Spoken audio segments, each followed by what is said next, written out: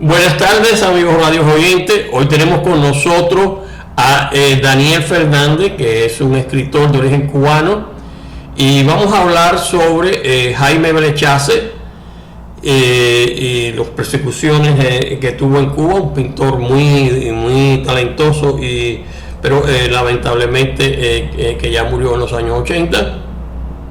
Y vamos a hablar también de Reinaldo Arenas, cuando huía escribía su autobiografía antes que anochezca, porque estaba escondido en el bosque de La Habana. Jaime conoció pues bastante de cerca a Daniel Fernández, este escritor, y ahora queremos que Daniel nos hable de algo de todas las vicisitudes que tuvo Jaime Brechace, que estuvo cerca de 5 años preso, un desastre. Jaime, bueno, Daniel, háblame sobre Jaime Brechace. Bueno, nosotros fuimos amigos desde niños, nos conocimos en Buenavista, que los dos vivíamos ahí, y en la misma calle incluso estaba su casa, que era también la farmacia, y nosotros nos conocimos intercambiando muñequitos, cómics de clásicos ilustrados. Pero fuimos creciendo y después pues, a los dos nos interesaba la cultura, la pintura, etcétera. Y él fue un poco el que me introdujo en todo ese mundo, sobre todo de la pintura, Lolo Soldevilla, Poncito, etcétera. Y tuvimos un breve romance que después se quedó como amistad. Y por supuesto después aquí en el exilio pues también continuamos la amistad hasta que él lamentablemente falleció por el SIDA. Incluso cuando él decide hacer algo, él me dice, porque por supuesto ninguno de los dos estábamos de acuerdo con las cosas que estaban pasando en Cuba, y él me dice, yo estoy decidido a hacer algo, no me dijo qué, y me dijo, tú estás, yo le dije, chico, en este momento no, yo no sabía, yo creo que yo estaba en el servicio militar todavía, no sé, y entonces le dije, yo creo que para mí va a ser muy difícil porque mi madre tiene el comité de defensa y cualquier cosa que yo haga, ella se va a dar cuenta y entonces no te va a convenir a ti tampoco. Y por eso entonces no me dijo nada más, y después fue que me enteré que él lo cogen poniendo unas proclamas en el baño de un cine, unas proclamas reclamándole a la población de que todo no estaba perdido, de que se podía hacer algo para rescatar a Cuba del comunismo y de la tiranía, etc. Y entonces sí, él está durante mucho tiempo en la cárcel.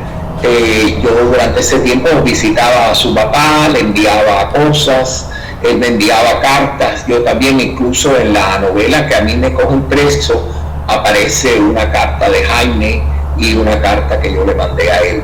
En la novela por la que yo caigo preso, La vida secreta de Truca Pérez, tiene cartas de él y también de otro amigo preso, escritor, Jesús Castro Villalba. Anzuela, tú también estuviste preso, Daniel, ese punto no me acordaba. Sí, yo caí preso por La vida secreta de Truca Pérez en el año 78. Yo la había escrito como 5 años antes, pero ellos habían ido siguiendo la pista. Como yo nunca traté de sacarla del país, sino que leía fragmentos en lugares privados a los que a veces estaba también Jaime, pues no me habían cogido hasta que en el año 78 ellos deciden hacer como una limpieza, porque pensaban, iba a venir la Feria de la Juventud, esa grande que ellos hicieron, el Congreso Mundial de la Juventud, y entonces todo joven que pudiera ser problemático, pues nos metieron preso. Y ya Jaime estaba preso por lo de las proclamas. Él logra después salir del país mucho antes que yo. Él logra salir porque se casa con la pintora Inverna López, que también yo tuve el placer de presentarla aquí en la Feria del Libro cuando vino. Escribí un artículo sobre ella también. Ella hizo una historia de la revolución en forma de cómic, en homenaje a Jaime, que también Jaime hacía cómics. De niño yo me acuerdo que lamentablemente todo eso posiblemente se perdió. Él, antes de desarrollar ampliamente su pintura, le gustaba mucho hacer cómics, donde él no solo hacía todo el dibujo, sino también las letras, o sea, lo escribía y el argumento. Él tenía un personaje que se llamaba Alvin Rotterdam, que era una especie de Van Helsing cazando vampiros. Y yo recuerdo las historias, incluso también le gustaba ilustrar canciones populares a manera de cómic. Y después empezó a hacer pintura muy interesante, por ejemplo, pintura op. Él me regaló un cuadro bellísimo que curiosamente lo había pintado, lo había terminado un 20 de diciembre, que es mi cumpleaños, y se llamaba Bach, se llamaba el cuadro, y era de verdad una cosa muy bonita de líneas. En aquella época estaba eso de la pintura pop y op, en las que él se destacó, hizo exposiciones por lo menos una gran exposición en la Embajada de la Cultura Checa, en la Casa de la Cultura Checa, que fue creo que al día siguiente la cerraron, o la misma noche que se abrió. Lamentablemente la cerraron porque había muchas, o sea, no había nada evidente, pero había mucha insinuación, y además se salía del carácter realista, propagandístico, pseudopatriótico, que era lo que se promulgaba, ¿no? Hacer cuadros de Fidel y del imperialismo yanqui y ese tipo de cosas. Y por supuesto él y otras personas que participaron en la exposición no estaban en ese tipo de arte, vamos a decir, comprometido, por no decir propaganda, porque no era otra cosa. Sí, Jaime lo cogieron tirando la foto, las proclamas en la Cinemateca de La Habana. En la Cinemateca, mira tú. Porque, yo pensaba que había sido en otro cine, porque la Cinemateca era muy vigilada, la Cinemateca era muy vigilada. Sí, claro, pero el problema es que los otros cines era imposible porque eran las películas rusas esas horribles que no había quien entrara. Entonces el único lugar donde coincidía así la gente de ciertas inquietudes intelectuales era en la Cinemateca de La Habana. Es una locura porque es una dictadura comunista como la de Fidel Castro allá en Cuba, que todavía sobrevive después de tantos años, pues era tumbarla era como... un suicidio casi prácticamente, un suicidio porque además... todavía en aquellos años había muchas, bueno, ya te digo, mi propia madre, yo por eso me refugiaba en escribir, porque yo no podía hacer nada que, vaya, además ella me lo dijo con todas sus letras. En una ocasión en que yo estaba escribiendo algo, y vaya, no voy a hacer todo el detalle porque el tema es sobre Jaime, pero ella me dijo con todas sus letras que no me entere que tú estás haciendo algo contra la revolución porque yo misma te denuncio.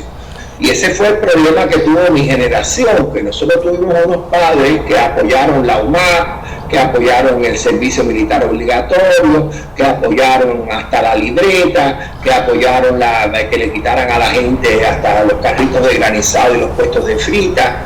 Y entonces cuando tus padres son tus máximos enemigos, y de ahí viene la noche de los asesinos de Pepe Triana, pues imagínate, no es fácil hacer las cosas. Sí, fue lamentablemente, es decir, la circunstancia de cómo empezó a crecer esa revolución, esa dictadura comunista. Las nuevas generaciones pues no creíamos en eso en lo absoluto, y lamentablemente pues mucha gente quedaron por el camino. Y bueno, lo mismo le pasó a Reinaldo Arenas, que tanto como a Jaime yo los conocí tú no conociste a Jaime desde tu juventud, ¿no? Porque todos éramos jóvenes, ¿no? Pero desde pequeño. Yo desde niño.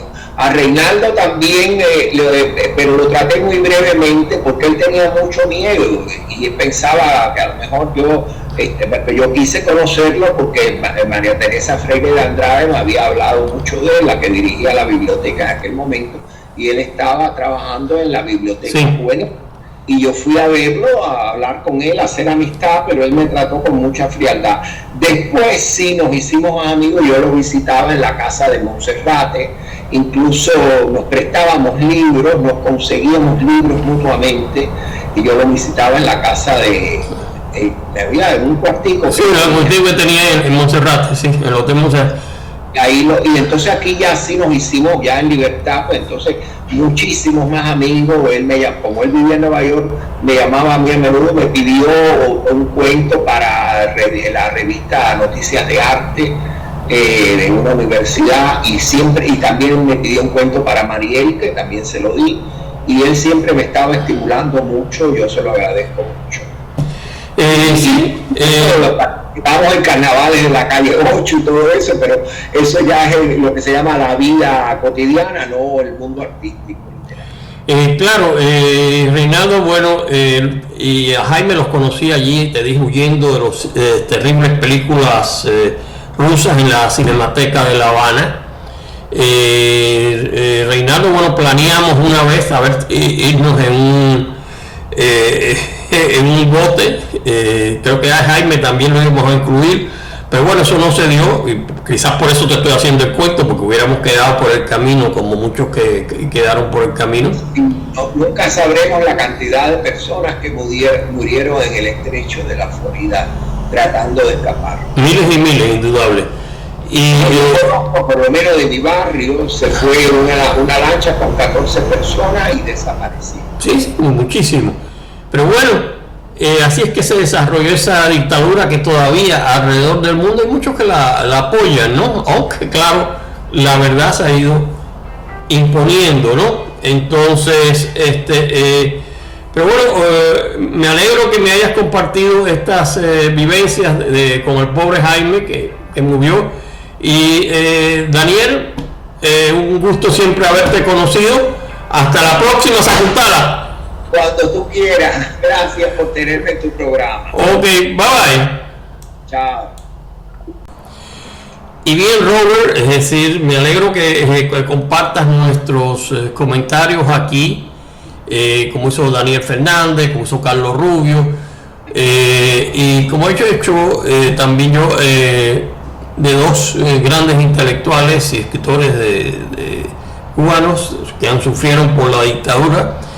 Jaime Belechaze, un pintor de primerísima calidad, y Reinaldo Arena, un escritor ya de fama internacional. Los dos sufrieron prisión en aquella isla. Dinos algo que nos puedes decir sobre cómo es que tú ves esas prisiones, cómo es esos sufrimientos que recibieron estos dos intelectuales, pintor uno y escritor otro. ¿Qué me puedes decir de eso? Ante todo, bueno, Ismael, ¿cómo estás? Mira, me parece que era una época difícil para ambos, donde vivieron lo que era un pensamiento retrógrado, donde no aceptaban la homosexualidad, no aceptaban el pensamiento crítico diferente a de la dictadura, buscaban juzgar a todos por igual. Les pasó a Jaime Belechaze, un gran pintor cuya obra artística es de gran renombre, llegó hasta Nueva York y llegó a ser internacional, fue portada de tu libro. Fue un pintor que pintaba obras que impulsaban a admirar la belleza, la fortaleza se veía en cada uno de sus lienzos. Y bueno, Reinaldo era un intelectual de pie a la cabeza, o sea, era un poeta, un escritor, un narrador, un hombre que luchó por defender sus ideales. Ambos pagaron su osadía, por utilizar una expresión. Ambos llegaron a triunfar, pero no disfrutaron esas mieles del éxito como debieron disfrutarlas. En el caso de Reinaldo, lamentablemente sabemos ya cómo terminó sus años. dejando tras de sí un legado de incalculable valor. En el caso de Jaime, murió joven, o sea, dejando un legado artístico que gustaba, que impresionaba por la calidad de su obra. Entonces, ambos, de una forma u otra, estaban interconectados, porque les tocó vivir una mala época, por utilizar una expresión, una época donde no se apreciaba el arte, no se apreciaba la crítica, no se apreciaba la literatura, no se apreciaba la expresión, no se apreciaba el sentimiento, no se respetaban los derechos humanos fundamentales que todo individuo tiene. Y bueno, en el caso de Reinaldo dejamos, incluso después de su muerte, nace una película que es un peliculón, o sea, basado en su obra, en su biografía, o sea, porque esta es primero su biografía, y obviamente ambos dejaron un pilar que han seguido tanto artísticamente como a nivel crítico literario los predecesores, los que vinieron después detrás de ellos, en mi opinión muy personal. Indudablemente ellos desaparecieron, pero quedó atrás, es decir, lo que habían creado, y que era una gran obra. Lamentablemente,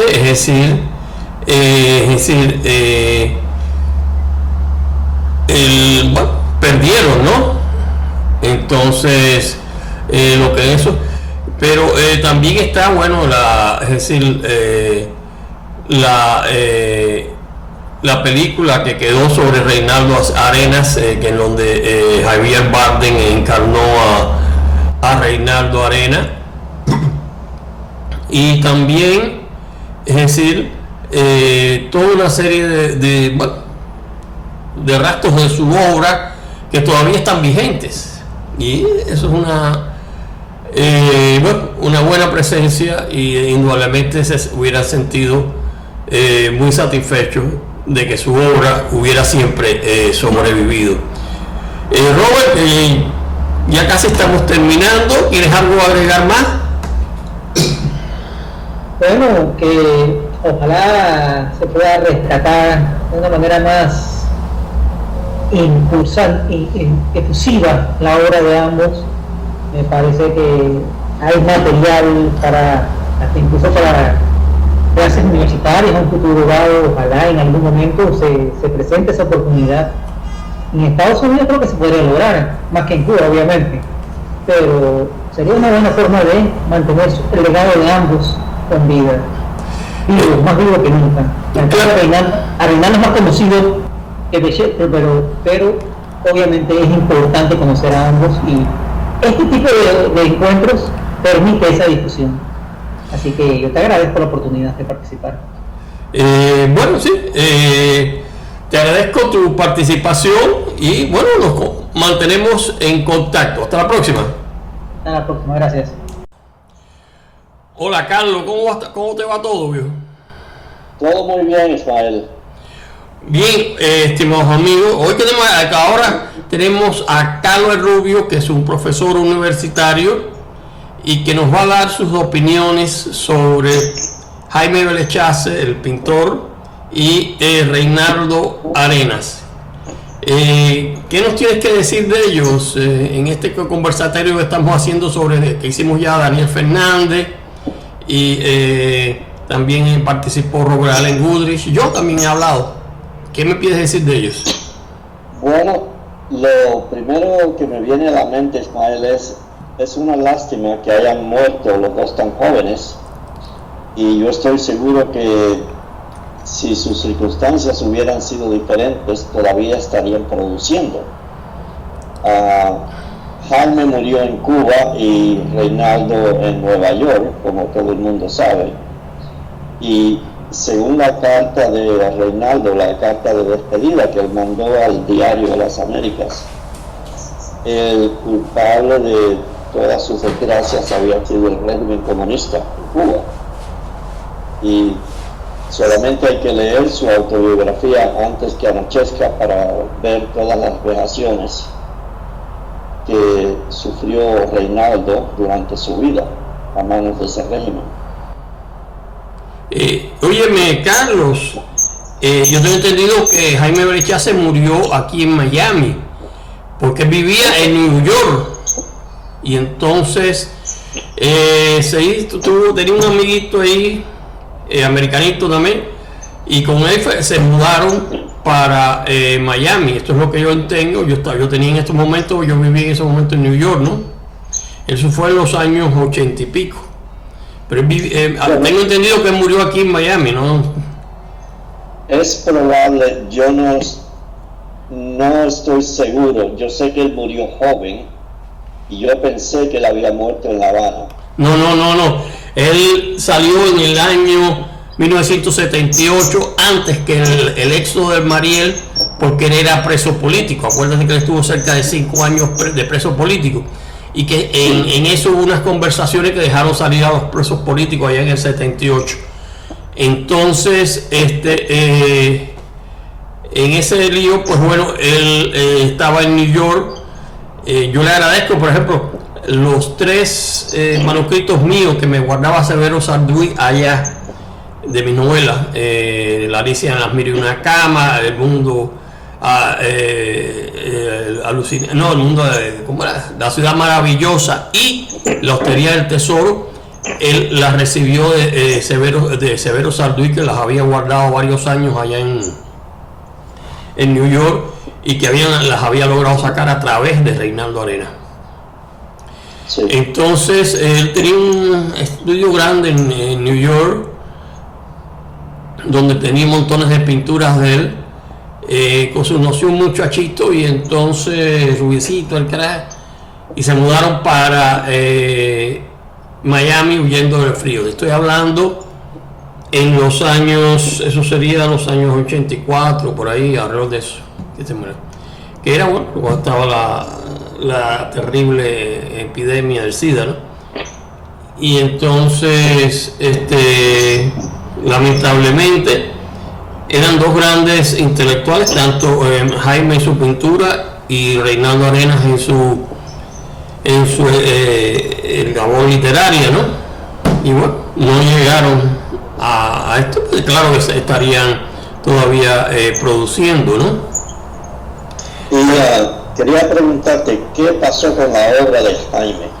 Bueno, eso mismo me lo han preguntado varias gente, entre ellos Alberto Lauro me decía, pues, que dónde estaban los... mira, él tenía un montón de... te estoy hablando, ahí él vivía en un loft ahí en Manhattan. No en Manhattan, eran cerca ahí de donde estaba la parte esta de Manhattan, donde están los artistas y eso, no me acuerdo ahora cómo es.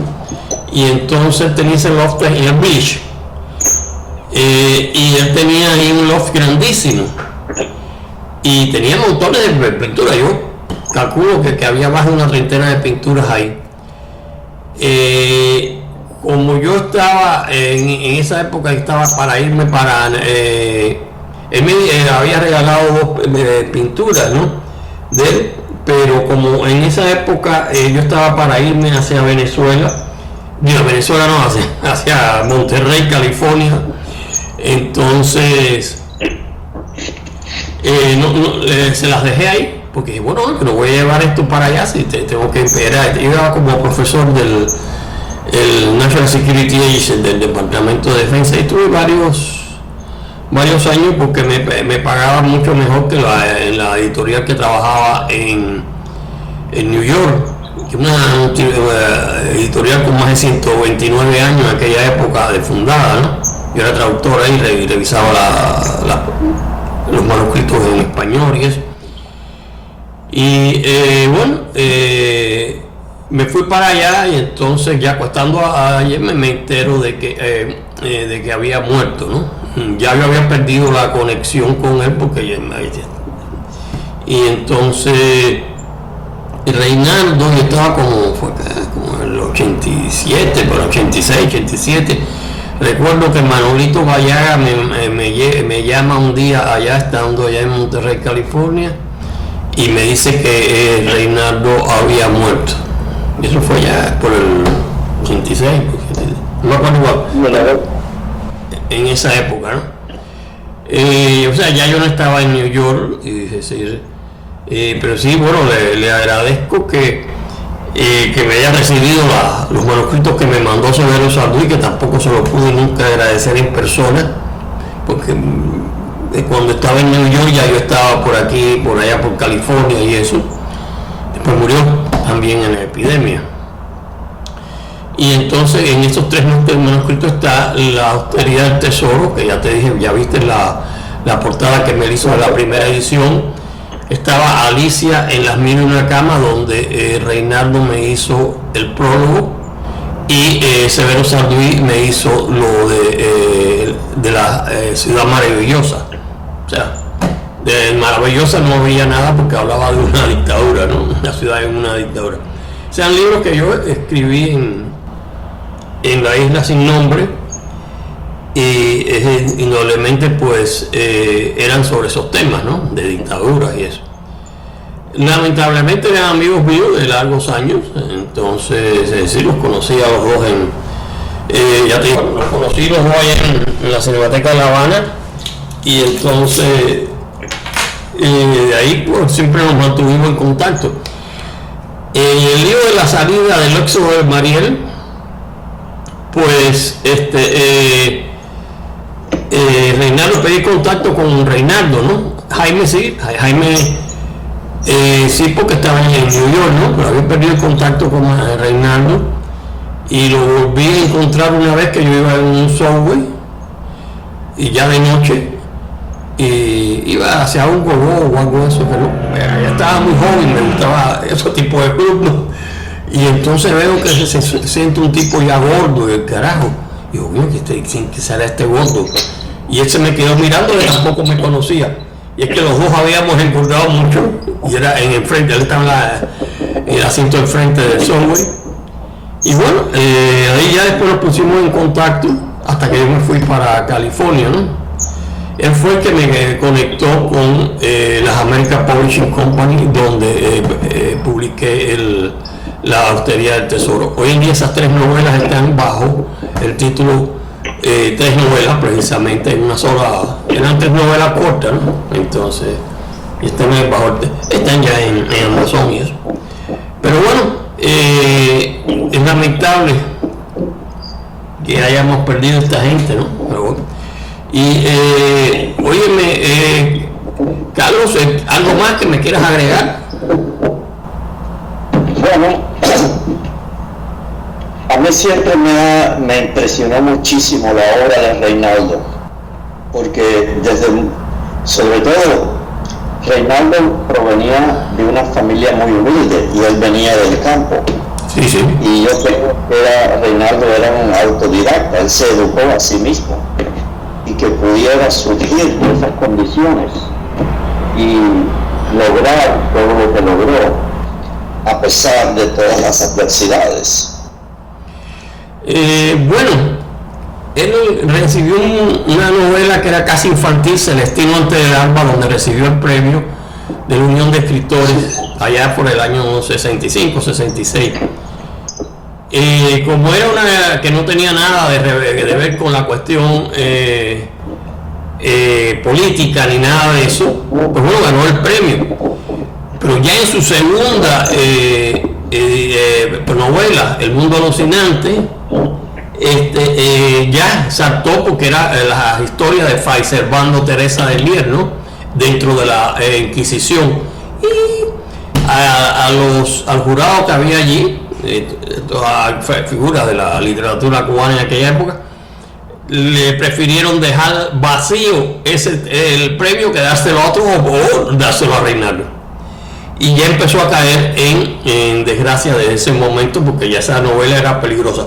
La publicaron porque tenía sus contactos para sacarlo, como me sacó mis 3 novelas, ¿no? Que te dije antes. Lo publicó allá en la editorial Dice Severo Sarduy, ¿no? Y entonces de pronto pues se convierte en un escritor de fama internacional porque estaba publicando en Francia, ya estaban allí los libros, estaban traduciendo también, y entonces ya era un tipo que, bueno, no se metían mucho con él, pero sí le tenían un poco de miedo, pero a la vez lo dejaban apartado. Y bueno, eso fue lo que pasó. Carlos, te agradezco, bueno, tu comparecencia aquí, hablándome sobre estos, lamentablemente, dos grandes artistas y escritores, ¿no? Y ya para despedirnos, ¿tienes algo más ya? Bueno, eso es todo en realidad, y espero que tengamos mucho éxito con la Feria del Libro. Esperamos eso. Hay cerca de una veintena de escritores inscritos, muchos son de Creatividad Internacional, otros de Casa Azul Ediciones, y este es el final, el conversatorio es el final, que se va a cerrar la serie el día 24 de septiembre. Bueno, Carlos, infinitas gracias, hasta pronto, cuídate. Gracias, Ismael, lo propio. Estimados amigos de Radio Creatividad Internacional, y les agradezco por haber oído este conversatorio donde sobre Jaime Belechaze y Reinaldo Arenas y las prisiones que sufrieron en esa y en La Mardita. Hoy tenemos con nosotros, o hemos tenido con nosotros, a Daniel Fernández, que conoció a Jaime Belechaze, pintó a Jaime Belechaze desde pequeño. Y es decir, y también, bueno, lo siguió ya estando aquí en New York. Y también, es decir, conoció también a Reinaldo Arenas. Mi conocimiento de Jaime, pues bueno, también se data de aquella Cinemateca de La Habana de los años 70, donde nos refugiamos los que teníamos ciertas inquietudes intelectuales para huir de las terribles películas rusas que había en el resto de los cines. Ahí conocí a Reinaldo Arenas y conocí a Jaime Belechaze. Y finalmente, bueno, llegó aquel éxodo del Mariel, donde la dictadura comunista pues dijo que podía irse todo aquel que quisiera, en realidad todo aquel que tuviera ciertas oportunidades, ¿no? Mi madre y mi hermana pues me dieron los pasajes en aquella manadas de camaroneros y de barcos que ya habían en la bahía del Mariel. Pagaron bastante, como $3,000 por mi salida, la de mi esposa en aquella época y la de mi hijo, pues tenía 4 años cuando eso. En realidad solo me dejaron salir a mí porque los otros 2 pasajes los incluían ellos en la gente que querían deshacerse, desde las cárceles que habían vaciado hasta disidentes. Es decir,